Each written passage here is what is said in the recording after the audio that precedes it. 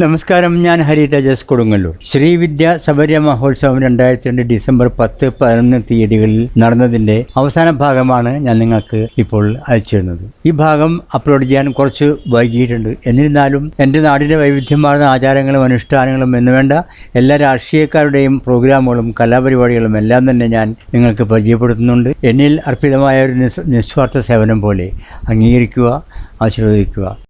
അടുത്ത എപ്പിസോഡുകൾ ശ്രീ മയൂരേശ്വരം ക്ഷേത്രത്തിൻ്റെ ഷഷ്ഠി മഹോത്സവത്തിൻ്റെ കാവടിയാട്ടങ്ങളും താലങ്ങളും എല്ലാമാണ്.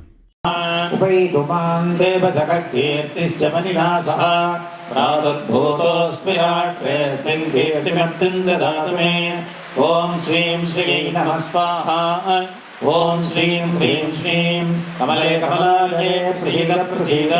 ശ്രീം ഹ്രീം ശ്രീം മഹാലക്ഷ്മീ നമഃ.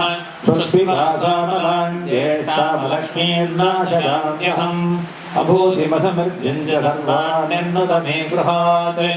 ഓം ശ്രീം ശ്രീ നമഃ സ്വാഹ. ഓം ശ്രീം ഹ്രീം ശ്രീം കമലേ കമലാലയേ പ്രസീദ പ്രസീദ.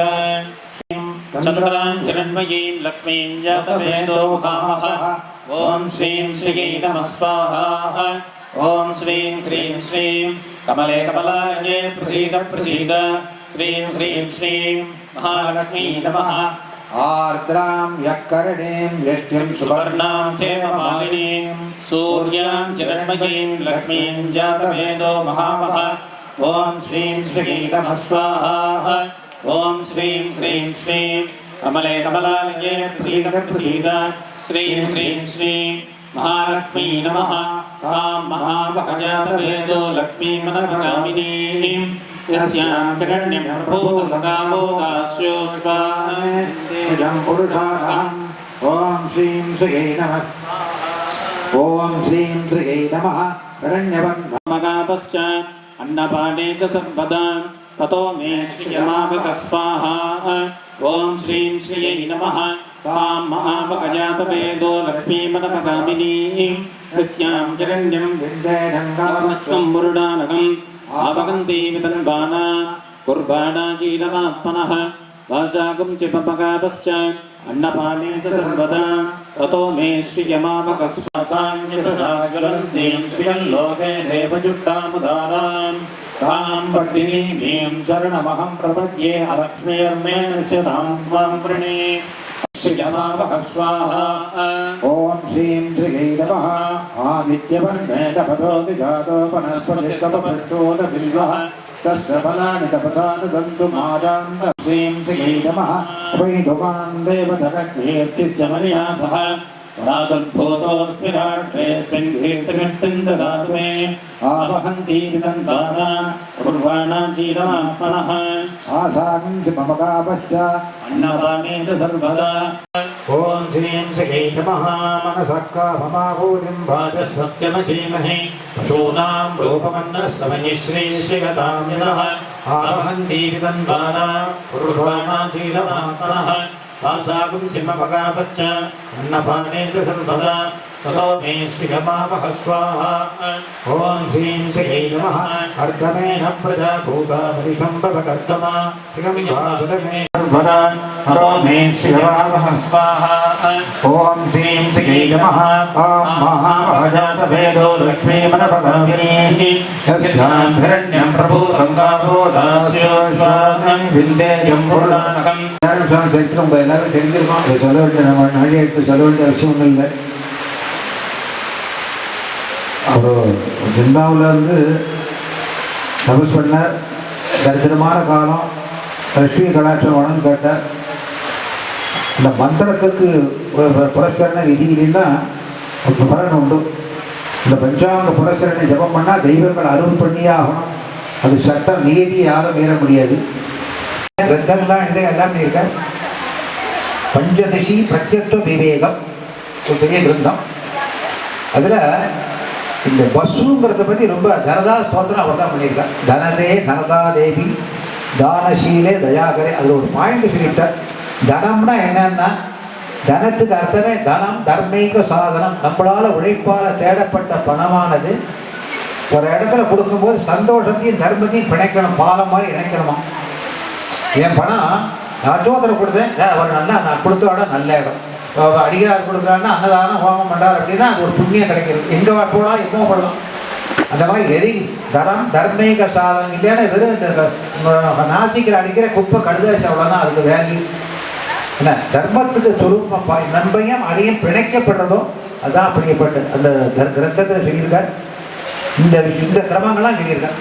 அந்த மாதிரி இப்போ இந்த ஹோமம் முடிஞ்சாச்சு. இன்னும் പൂർണ്ണാവധി இந்த ഗിരിധര ചപ്പേശ്വർ പിന്നെ പൂർണ്ണാധികരങ്ങൾ അടിപെട്ടു. വിദ്യാരണ്യ സ്വാമികൾ അദ്ദേഹത്തിൻ്റെ പൂർവാശ്രമത്തിൽ അദ്ദേഹം ദേവിയെ ഉപാസിച്ച് വളരെ ദരിദ്രനായിരുന്നു. എനിക്ക് ഇതുമാതിരി മഹാലക്ഷ്മിയെ ഉപാസിച്ച് എനിക്ക് ധാരാളം ധനം തരണം എന്നൊക്കെ പറഞ്ഞ് വളരെ തീവ്രമായിട്ട് തപസ് ചെയ്തപ്പോൾ ദേവി പറഞ്ഞു, ഈ ജന്മത്തിൽ നിനക്ക് അതിനുള്ള യോഗമില്ല, അടുത്ത ജന്മത്തിൽ നോക്കാം എന്ന് പറഞ്ഞു. അപ്പോൾ ഉടനെ തന്നെ അദ്ദേഹം സന്യാസം സ്വീകരിച്ച് വിദ്യാരണ്യ സ്വാമിയായി. അപ്പോൾ എൻ്റെ ആ ജന്മം കഴിഞ്ഞു, ഇപ്പോൾ പുതിയ ജന്മമാണെന്ന് പറഞ്ഞപ്പോൾ വലിയ ഒരു കുന്നുപോലെ സ്വർണ്ണ നാണയങ്ങൾ ദേവി കൊടുത്തുത്ര. നീ ധനമല്ല ചോദിച്ചത്, ഇതാ തന്നിരിക്കുന്നു എന്ന്. അപ്പോൾ സ്വാമികൾ പറഞ്ഞുത്ര, ഞാൻ സന്യാസം വാങ്ങിച്ചു കഴിഞ്ഞാൽ എനിക്കിത് തൊടാൻ പാടില്ലല്ലോ, ഞാനിതാ എന്താ ചെയ്യുക, അതെനിക്കറിയില്ല, എൻ്റെ കടമ ഞാൻ ചെയ്തു കഴിഞ്ഞു എന്ന് പറഞ്ഞു. എന്നിട്ട് ആ ധനം ഹരിഹര ബുക്കർ എന്ന് പറഞ്ഞ് അറിയാമല്ലോ, അവർ രണ്ടുപേരാണ് വിജയനഗര സാമ്രാജ്യം സ്ഥാപിച്ചവർ. ആ ധനമൊക്കെ അദ്ദേഹം അവർക്ക് കൊടുത്ത് അവരുടെ ആ സാമ്രാജ്യം തന്നെ ഉണ്ടാക്കാനായിട്ട് ഉള്ള ഒരു കാരണമായി എന്നുള്ളതാണ്. അതാണ് സാമ്രാജ്യ ലക്ഷ്മിയുടെ മഹത്വം. അപ്പോൾ അതാണ് ധനം ധർമ്മൈക സാധനം. നമുക്ക് കയ്യിലുള്ള ധനം എന്ന് പറയുന്നത് അത് ഏത് രീതിയിൽ ഉപയോഗിക്കുന്നോ അതാണ് അതിൻ്റെ പ്രയോജനം. അപ്പോൾ ധനം ധർമ്മത്തിന് വേണ്ടി ഉപയോഗിക്കപ്പെടേണ്ടതാണ്. അപ്പോൾ ഇന്നലെ പറയേണ്ടായി സാത്വിക ദാനത്തിനെ കുറിച്ച്. ഈ ധനം എന്ന് പറയുന്നത് എൻ്റെ അല്ല, ഇത് കൊടുത്തേ കഴിയൂ എന്നുള്ള ഒരു ഭാവത്തോടെ കൂടി നമ്മൾ ചെയ്യുന്ന ദാനമാണ് സാത്വിക ദാനം. അങ്ങനെയുള്ള ഒരു ദാനത്തിൽ കൂടെയാണ് ആ ധനം ആർജിക്കുന്നതിൻ്റെ അവകാശി അല്ലെങ്കിൽ അതിൻ്റെ ആ ഒരു മഹത്വം തന്നെ നമുക്ക് കിട്ടുന്നുള്ളൂ എന്നുള്ളതാണ്. അപ്പോൾ ആ സാമ്രാജ്യ ലക്ഷ്മി ക്രമത്തിൽ ഉള്ള ദശമഹാവിദ്യയുടെ ഏറ്റവും അവസാനത്തെ ആ കമലാത്മികയുടെ ഇത് കഴിഞ്ഞു. ഇനിയിപ്പോൾ പൂർണ്ണാഹുതിയാണ് ഇപ്പോൾ നടക്കാൻ പോകുന്നത്.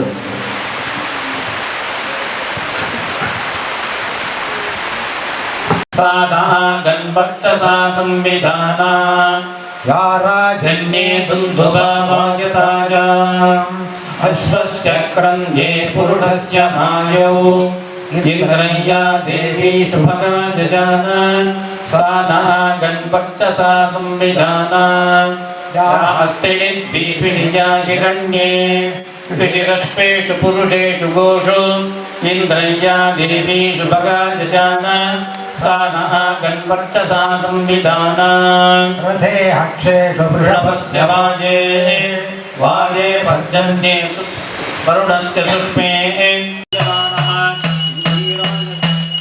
इन्द्रः वादियो मनसा देवयन्तः अमराजमालक्ष्मी नमः सकलजगन्मस्तैः नमस्कृत्यामि नमस्कार.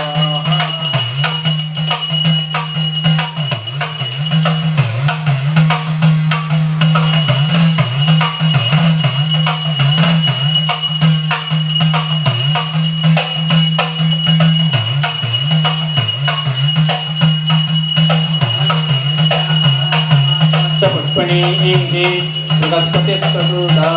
मन्त्रं कदुंहसः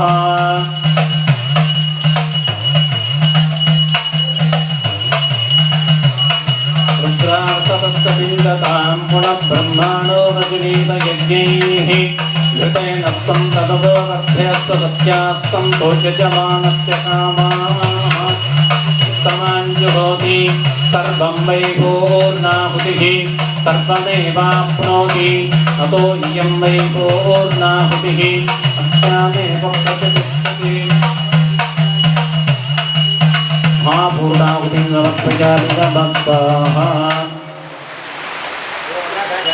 वदन्ते सोमेन सकराज्ञा यस्मै करोति ब्राह्मणस्त्वं राजं पारयामसि.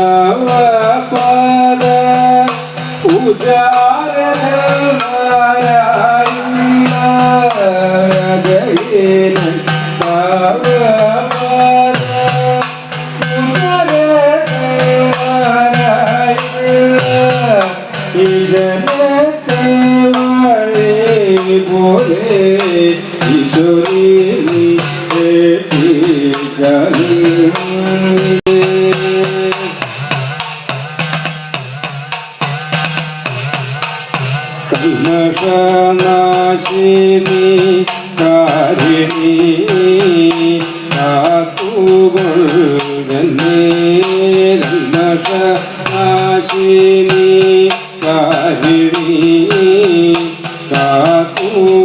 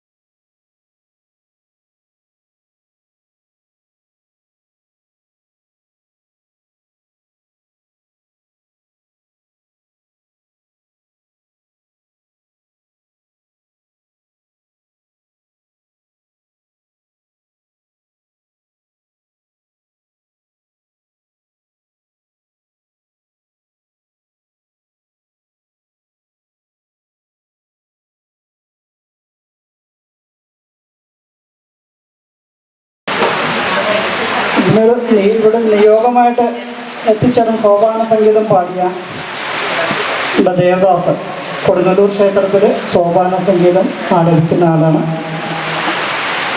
അദ്ദേഹത്തിനെ ഒന്ന് ആദരിക്കുന്നതിന് വേണ്ടിയിട്ട് കാശിയിൽ നിന്നുള്ള ശങ്കർപുരി മഹാരാജനോട് അത് നിർവഹിക്കാൻ പറയുകയാണ്.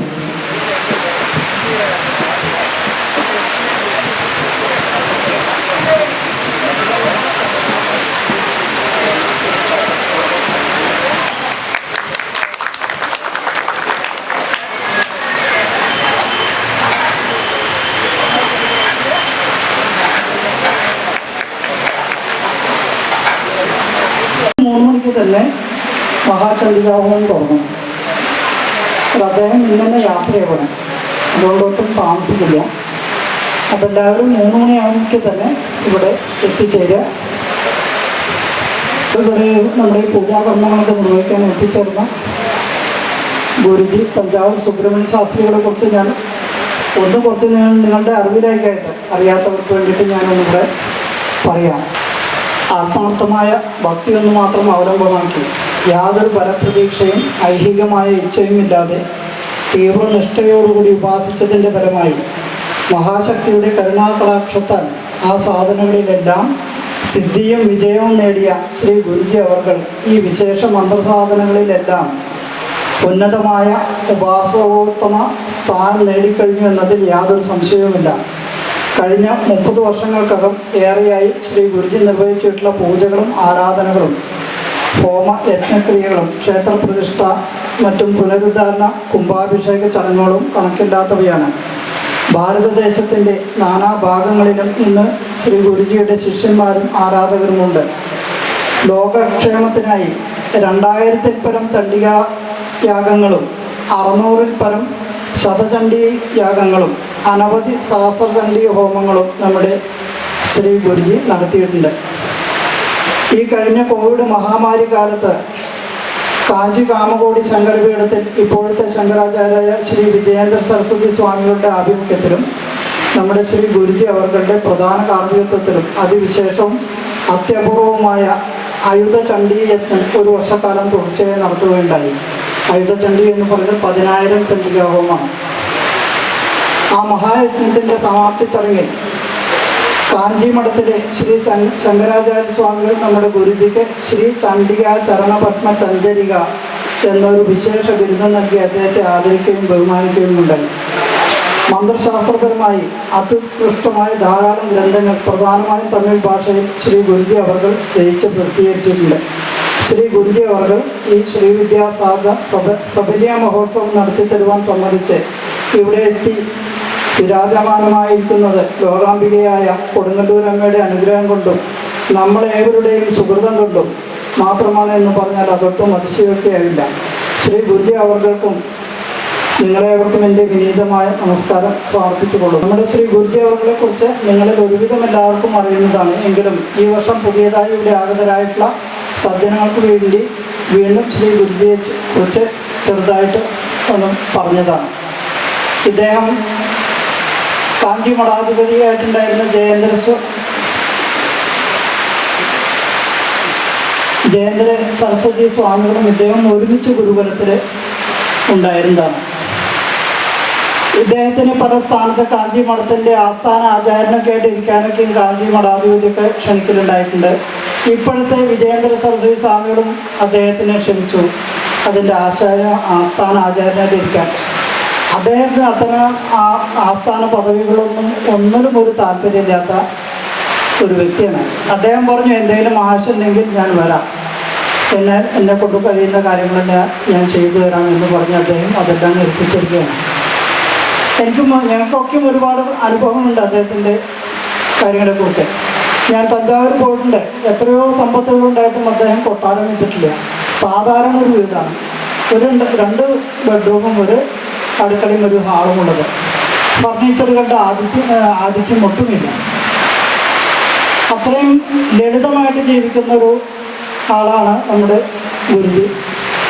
അദ്ദേഹം ഇനിയിപ്പോൾ പല ഹോമ പൂജകൾക്കും ഈ പ്രതിഷ്ഠ ചടങ്ങുകൾക്കൊക്കെ എല്ലാം പോയി കഴിഞ്ഞാൽ കിട്ടുന്ന ദക്ഷിണ അദ്ദേഹത്തിൻ്റെ ജീവിതത്തിന് എടുത്തിട്ട് ബാക്കി മുഴുവൻ ദാനധർമാദികളാണ്.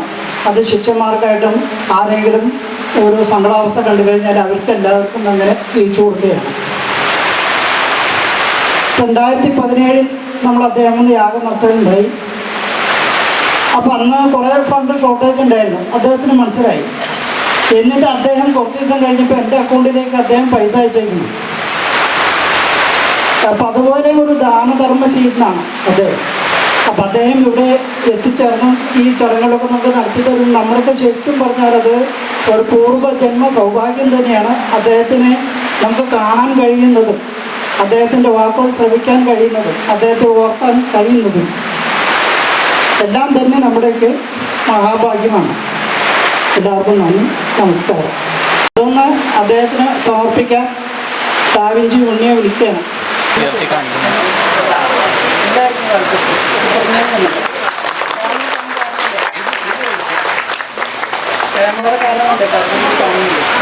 ഒന്ന് മാറിക്കാൻ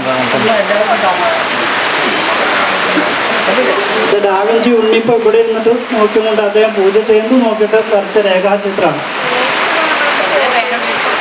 വെറുതെ പേന കൊണ്ട്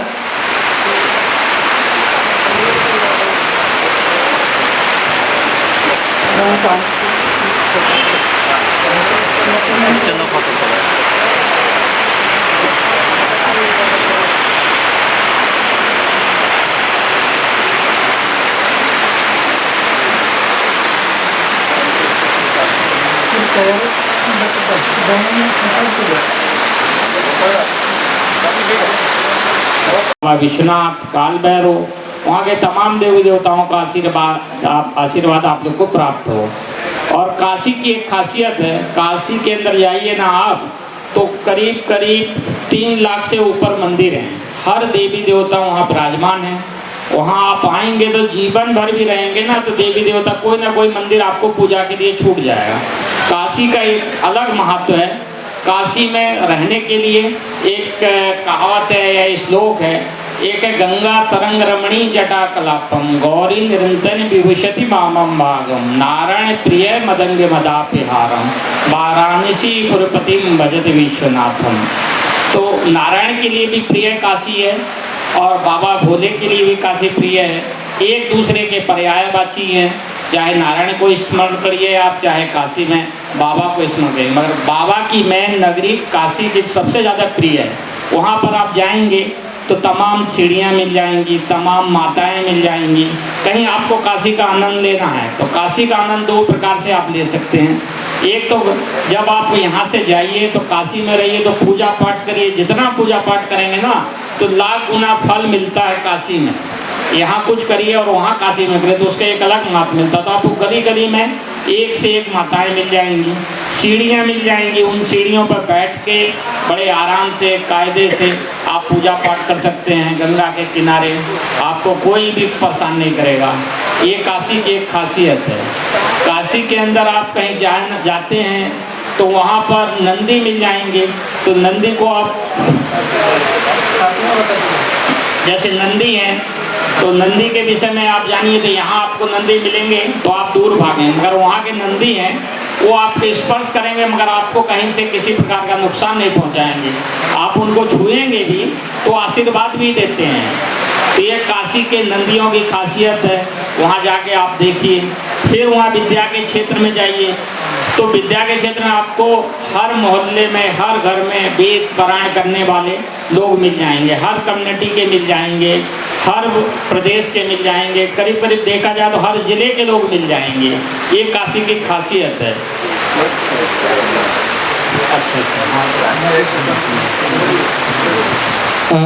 ഏവർക്കും നമസ്കാരം.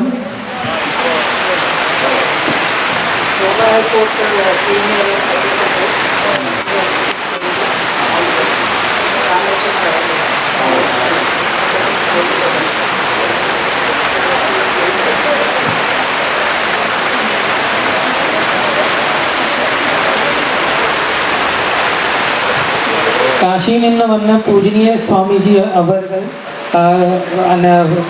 കാശിയുടെ മഹാത്മ്യത്തെക്കുറിച്ചാണ് ആദ്യം ഇവിടെ പറഞ്ഞത്. അദ്ദേഹം വിശ്വനാഥൻ്റെ നഗരിയിൽ നിന്ന് വന്നതാണ്. വിശ്വനാഥൻ്റെ നഗരി എന്ന് പറഞ്ഞാൽ ഈ ഭാരതത്തിൽ തന്നെ ഏറ്റവും പ്രധാനപ്പെട്ട ഒരു സ്ഥലമാണ്. അനേക കോടി പുണ്യതീർത്ഥങ്ങളും പുണ്യതയാണ്. അതേപോലെ അദ്ദേഹം പിന്നെ പറഞ്ഞു കാശിയുടെ മഹാത്മ്യത്തെക്കുറിച്ച്. കാശി എന്നൊരു സ്ഥലം ഭാരതത്തിൻ്റെ കേന്ദ്രബിന്ദുവാണ്. സാംസ്കാരികമായും ആധ്യാത്മികമായുള്ള മുഖ്യ കേന്ദ്രബിന്ദു തന്നെ ബനാറസ് അല്ലെങ്കിൽ വാരാണസിയാണ് എന്ന് അദ്ദേഹം പറഞ്ഞു. അതല്ലാതെ അദ്ദേഹം പറഞ്ഞു കാശി കേവലം വിശ്വനാഥൻ്റെ നഗരി മാത്രമല്ല, 3 ലക്ഷത്തോളം ക്ഷേത്രങ്ങൾ, പുണ്യസ്ഥലങ്ങൾ അവിടെ ഉണ്ട്.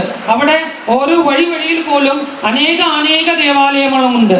ആ ഭൂമിയിൽ ഒരു ജപം ചെയ്താൽ, ഒരു പൂജ ചെയ്താൽ മറ്റേത് സ്ഥലത്തേക്കാളും 10,000 കോടി ഫലം തരും എന്നാണ് അദ്ദേഹം പറഞ്ഞത്. കാരണം കാശി വിശ്വനാഥന്റെ തൃശൂലത്തിൽ നിലനിൽക്കുമെന്നാണ് പറയപ്പെട്ടിരിക്കുന്നത്. അതാണ് അദ്ദേഹം പറഞ്ഞത്. ഞങ്ങളെ ഏവർക്കും കാശി ദർശനത്തിന് ഭാഗ്യം ഉണ്ടാവട്ടെ എന്നും അദ്ദേഹം പറഞ്ഞു. അദ്ദേഹത്തിന്റെ പൂർണ്ണ അനുഗ്രഹം ഞങ്ങളെ ഏവർക്കും ഉണ്ടാവും എന്നും അദ്ദേഹം പറഞ്ഞു. आप अपने से जाके पूजा पाठ कर रहे हैं, कहीं आपके पास संस्कार और संपत्ति दो होते हैं।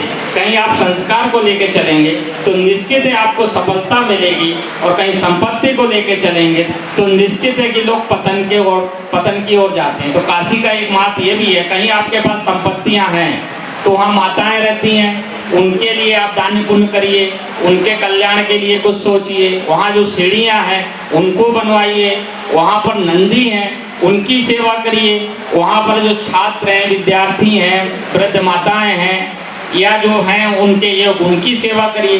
तो ये राण साड़ सीढ़ी सन्यासी, इसके 2 अर्थ निकलते हैं।